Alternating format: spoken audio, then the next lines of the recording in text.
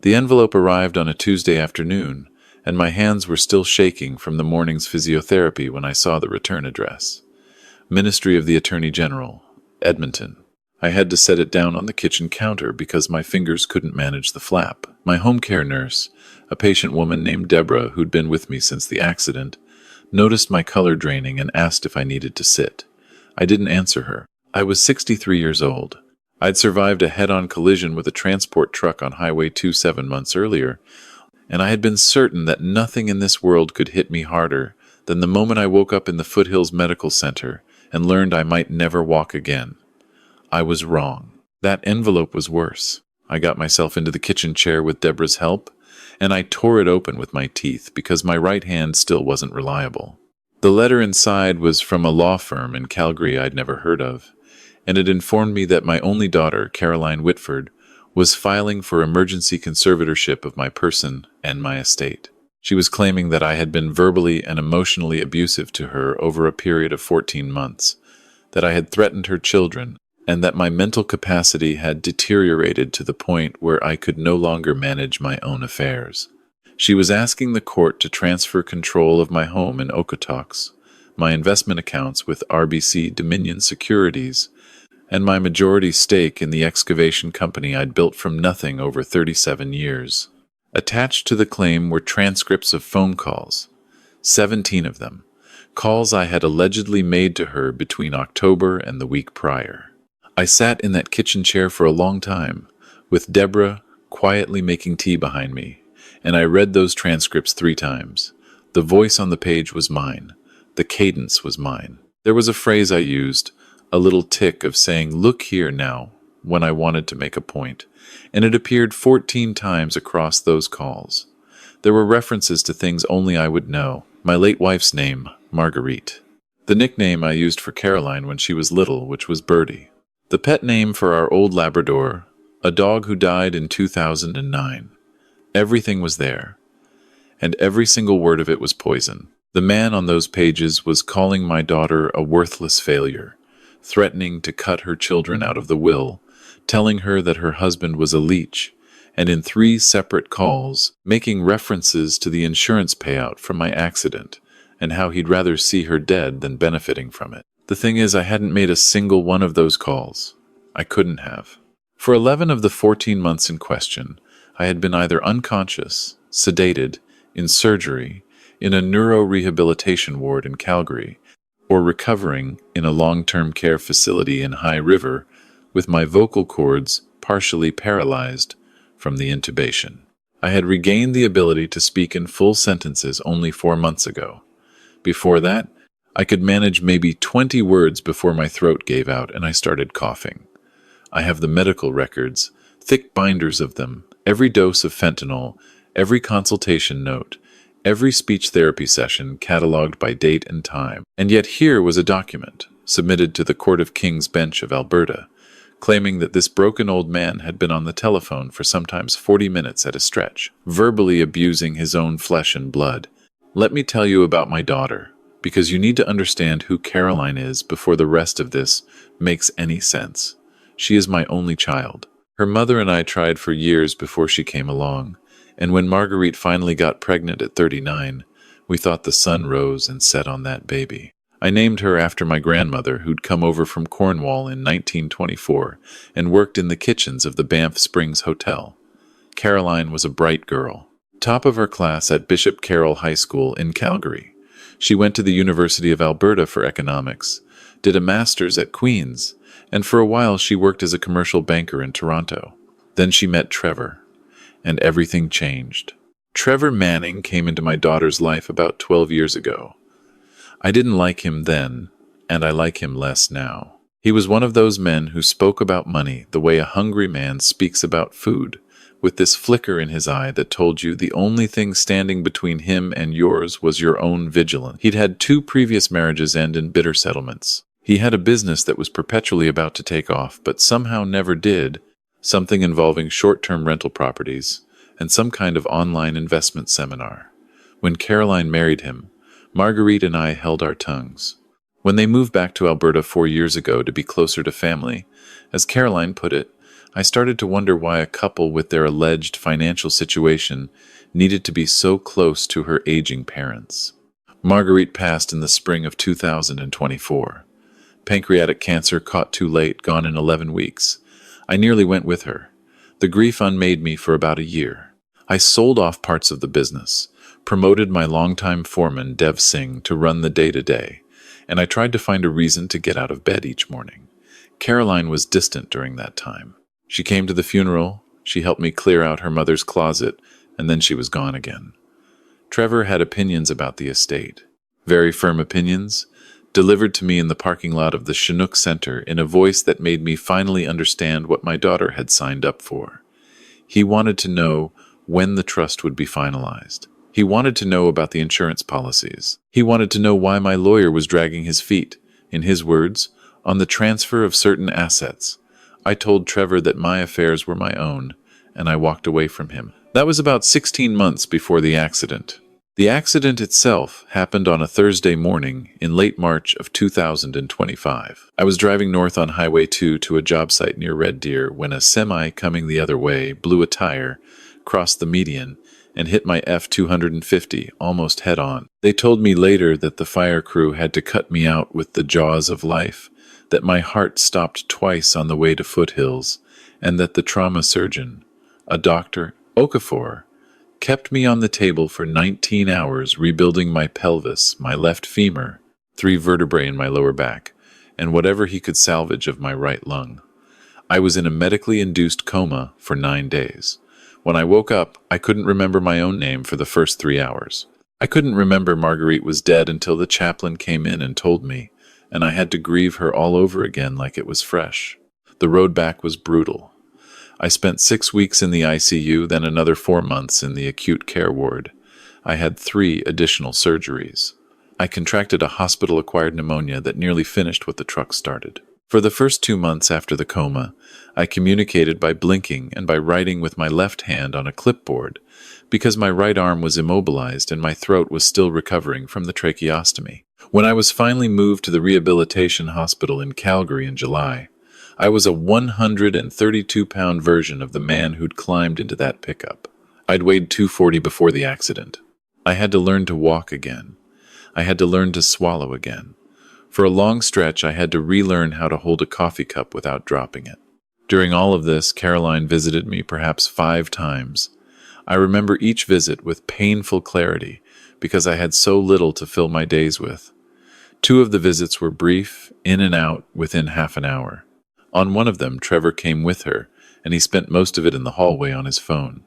On the 3rd visit, Caroline asked me a strange question. She asked if I still had my old answering machine tapes from the house, the ones Marguerite used to save. I didn't think anything of it at the time.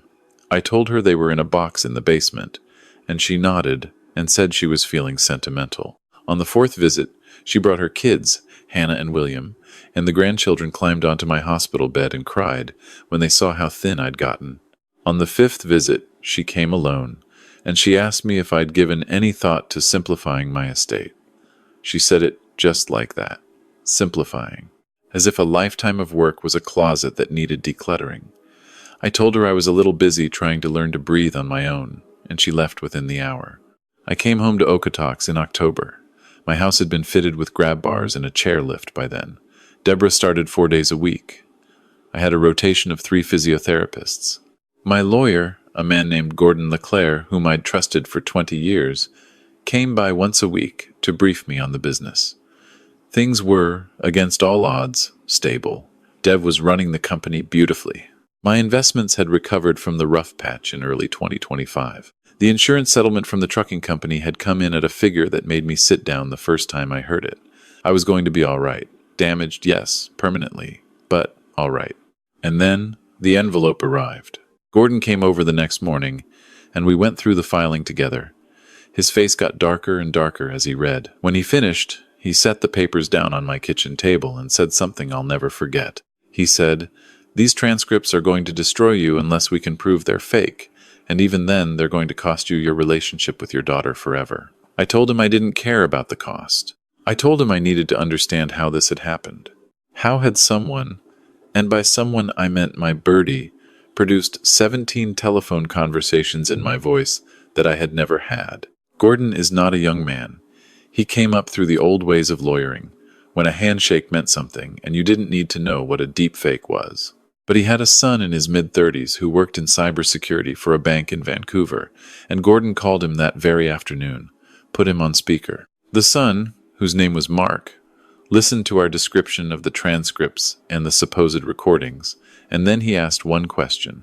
He asked whether I had ever made videos of myself. Work videos, training videos, anything where my voice was captured at length in good audio quality. I felt something cold move through my chest. Because yes, I had. When I was trying to modernize the excavation business around 2019, I'd recorded about 40 hours of instructional video for new hires. Safety procedures, equipment operation, company policy.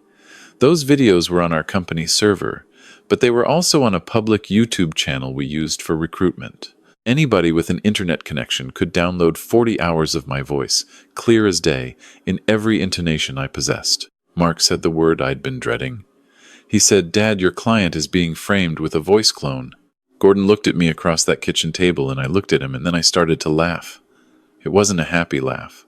It was the laugh of a man who has been fighting his own body for half a year and has just learned that he has to fight something else entirely. I told Gordon I wanted the best forensic audio expert in Canada on this file by the end of the week. I told him money was no object. And I told him that whatever this cost, whoever was behind it was going to answer for it in full. The hearing for the emergency conservatorship was set for 6 weeks out. In the meantime, a temporary order came down restricting my access to certain accounts, which meant that I could not make decisions over $300,000 without a court-appointed monitor's approval. Trevor Manning's name did not appear anywhere on the paperwork, only Caroline's. But I knew. The moment I saw the demand for asset transfer included a specific clause about liquid assets held in TFSA and non-registered accounts, I knew. Caroline didn't know what a TFSA was when she was in university. Marguerite and I had to explain registered accounts to her 3 separate Christmases.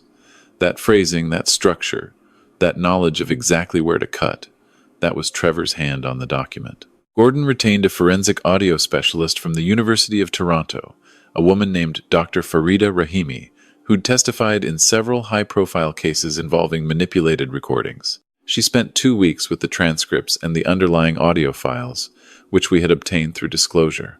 What she found in her report was this. Every single one of the 17 recordings had been generated by a machine learning model, almost certainly trained on the exact instructional videos I had recorded for my company. She could identify specific tonal artifacts, what she called phoneme boundary discontinuities, at predictable intervals throughout the audio. She could show that my supposed breath patterns in the recordings did not match the breath patterns of a man with a damaged right lung. She could demonstrate that background noise in the clips, which was supposed to be my kitchen and living room, was in fact digitally layered atmospheric sound from a royalty-free library, the same 3-second loop used repeatedly and badly masked. But the best thing she found, the thing that made me cry in my own living room, was this. On the 7th recording, right around the 2-minute mark, the cloned voice said the word Marguerite, and Dr. Rahimi's analysis showed that the vocal model had never been trained on that word. It constructed the name from other phonemes it had ingested, but the construction was imperfect. There was a half-second of artifacting in the way the goo sound resolved. A real human saying his dead wife's name would not produce that waveform. Only an imitation would. And that, Dr. Rahimi wrote in her report, was proof beyond reasonable doubt. I wanted to take that report and drive it straight to Caroline's house in Mount Royal and put it in her hands. Gordon stopped me. He said that would tip off Trevor, and if Trevor was behind this, he'd have time to destroy evidence. So instead we did something slower and more surgical. Gordon hired a private investigator out of Calgary, a retired RCMP officer named Marla Bouchard, and he put her on Trevor's trail. What Marla found over the next 3 weeks unraveled the whole thing. Trevor Manning's latest business venture, the short-term rental portfolio, was not performing. It was, in fact, $890,000 underwater. He had borrowed against properties he didn't fully own. He had taken investment money from 3 different couples in Caroline's social circle and deployed it into positions that had evaporated during a crypto downturn the previous spring. He owed the Canada Revenue Agency over $200,000 in back payroll remittances for the handful of employees he'd laid off. He was, in plain terms, one bad quarter away from bankruptcy, and the only thing standing between him and collapse was the prospect of getting his hands on a meaningful share of my estate.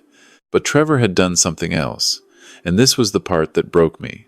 He had hired a technology contractor in Ukraine, paid through a numbered company, to produce the voice clone. Marla traced the payment through Caroline's checking account at Scotiabank. It was labeled in the memo line as Music Lessons, Hannah. $1,150 sent by wire in August, about 2 weeks after Caroline's 5th visit to my rehabilitation facility. The visit where she'd asked about my answering machine tapes. My daughter had paid for this, with her own hand, from her own account. I won't lie to you about that night. I didn't sleep. Deborah found me in the dark at 4 a.m, sitting by the window, looking out at the prairie. I had been remembering Caroline at age 6, standing on a kitchen chair to help her mother roll out pastry. I had been remembering her wedding and the dance she and I shared to a Gordon Lightfoot song. I had been trying to understand how we got from there to here. Deborah didn't say a word. She just sat down beside me and waited for the sun to come up. The hearing was a week later. Gordon had built an airtight case. Dr. Rahimi's report, Marla's financial investigation, my medical records, showing that I had been physically incapable of conducting long phone conversations during the entirety of the alleged abuse period, depositions from 3 of my physiotherapists confirming my vocal limitations, and an affidavit from Dev at the company attesting that he had handled all verbal communications on my behalf from March through October. We walked into that courtroom in downtown Calgary with more evidence than most murder trials. I walked, I should clarify, with a cane. Slowly, Deborah drove me. Caroline was there with her own lawyer, a woman from a firm Trevor had chosen. Trevor sat in the gallery behind her. He looked thin.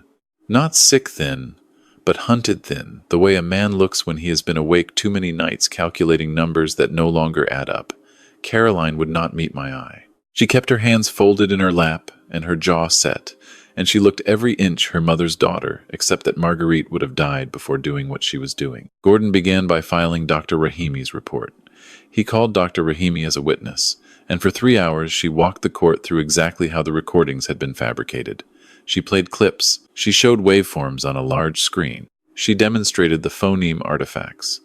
By the time she finished, I could see the judge, the Honorable Justice McKinley, looking at Caroline's lawyer with an expression I would later come to recognize as the specific kind of judicial fury reserved for those who have wasted the court's time with fraud. Then Gordon called Marla.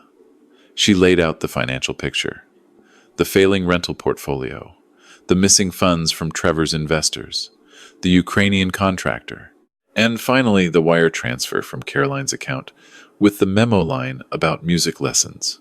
When Marla said the words music lessons, Hannah, in open court, I watched my daughter's composure crack for the first time. Her hand came up to her mouth and she closed her eyes. Trevor, in the gallery, kept his face perfectly still, but I saw his right foot start tapping, and it didn't stop for the rest of the proceeding. Caroline's lawyer tried to argue that the evidence was circumstantial, that the audio analysis was contested science, that Caroline had acted in good faith based on what she believed were genuine recordings provided to her by a concerned third party. The judge stopped her about 4 minutes into this, and she asked Caroline directly, under oath, whether she had paid for the creation of the voice clone. Caroline hesitated. She looked back at Trevor, and then, because she had been raised by Marguerite and me, and there was still enough of us in her to keep her from perjury, she said very quietly, I wrote the check. I was told it was for a recovery service, to help get my father's business records organized during his hospitalization. Justice McKinley dismissed the conservatorship petition with prejudice. She ordered Caroline to pay all of my legal costs, which came out to just over $94,000.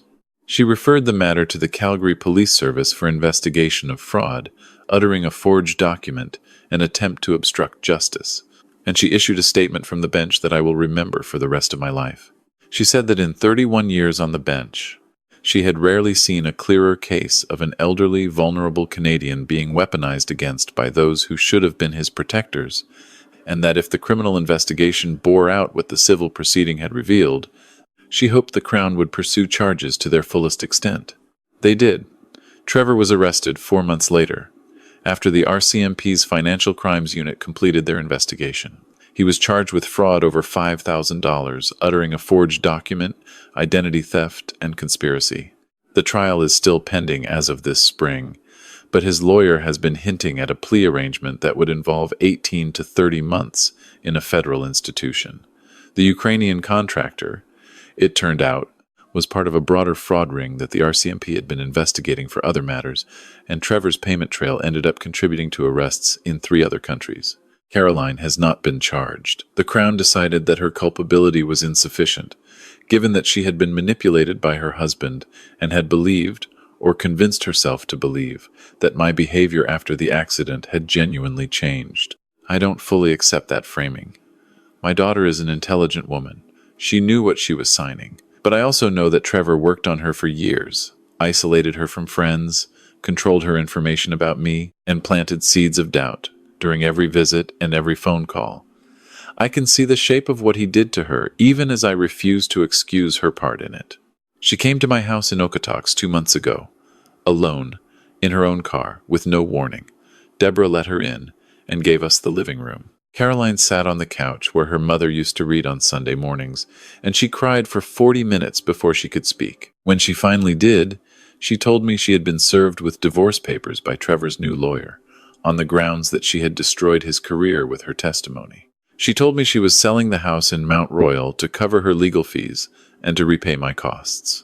She told me that Hannah and William were asking when Grandpa was coming over, and that she didn't know what to tell them, and she told me she was sorry. Over and over again. She said it for maybe 10 minutes straight, in a voice I hadn't heard from her since she was a teenager. I didn't forgive her that day. I want to be honest about that. I am a Canadian of a certain generation, and we don't lie about things like forgiveness to make other people feel better. What I did tell her was that the grandchildren could come over any time, that I loved them, and that if she was willing to do the long work of rebuilding trust between us, that I was willing to be patient. I told her about the court costs payment plan Gordon had worked out, which she accepted without negotiation, and I told her that when Trevor's trial came up, I expected her to testify honestly about what he had done, and she nodded and said she would. We didn't hug. We didn't promise anything big. She drove home, and Deborah came in and made me a cup of tea, and we didn't talk about it. I'm 64 now. My back will never be what it was. I walk with a cane on good days and a walker on bad ones. I have given up the site visits and turned the business over fully to Dev, who has bought a minority stake and will eventually buy the whole thing from me on terms that will set his family up for generations. My investments are safe. My will has been redrafted twice, and the current version places the bulk of the estate in a trust for my grandchildren with very specific protections against any future spouse of Caroline's getting anywhere near it. That language was Gordon's idea.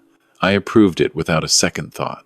What I want you to take from all of this, if you've stayed with me this long, is something I never expected to be saying at my age. The world is changing in ways the generation ahead of me didn't have to face.